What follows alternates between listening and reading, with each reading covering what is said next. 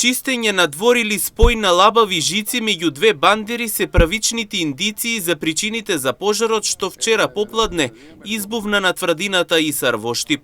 Како што истакна денеска директорот на дирекцијата за заштита и спасување Стојан Ангелов на пресконференцијата од Штип, се уште се утврдува што точно го предизвикало пожарот.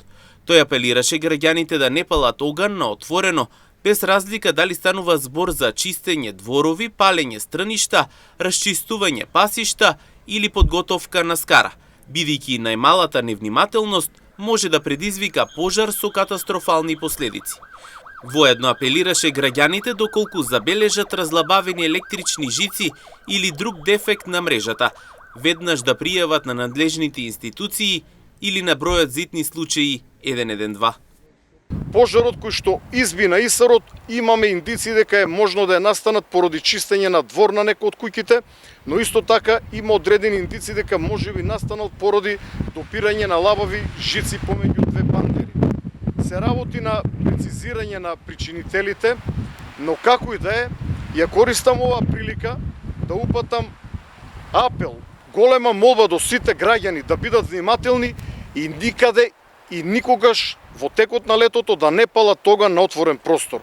Палењето оган од било кој мотив, дали да се зачисти дворот, понатаму земјоделците да ги зачистат своите стрништа, сточарите да ги исчистат своите пасишта, некој да направи скара или друг мотив, може да предизвика пожар со катастрофални последици, како што, например, е пожарот Исарот, кој што, иако не нанесе голема материјална штета, сепак го накази овој карактеристичен рид кој што се наоѓа веднаш до градот Штип.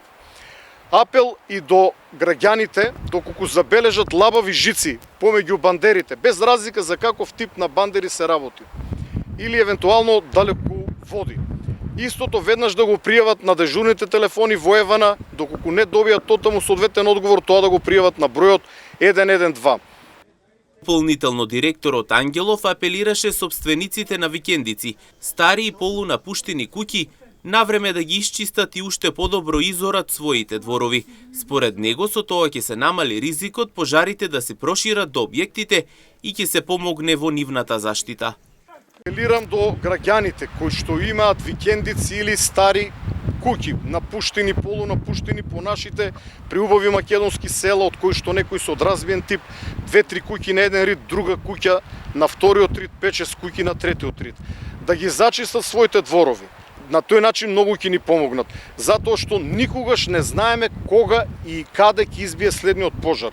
При избивање на пожар во места надвор од градовите, подалеку од градовите, во близина на селата, постои голема можност огнот да дојде до овие полунапуштени села во кои што нема жители или има обично по неколку стари возрастни лица кои што се прилично немокни да помогнат.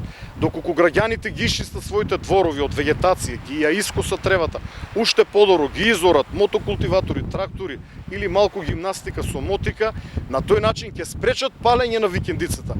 Бидејќи ни една куќа, ни една викендица не може да се запали ако нема вегетација до вратата или до прозорот кои што се вообичаено дрвени, евентуално ПВЦ. Или ако огнот не дојде до гредите на кровната конструкција. Ангелов дополнително во изјавата јавно се заблагодари и до граѓаните, кои вчера со својата механизација помогнаа во пожарите во Штип и Пробиштип во спречувањето да се прошират дополнително.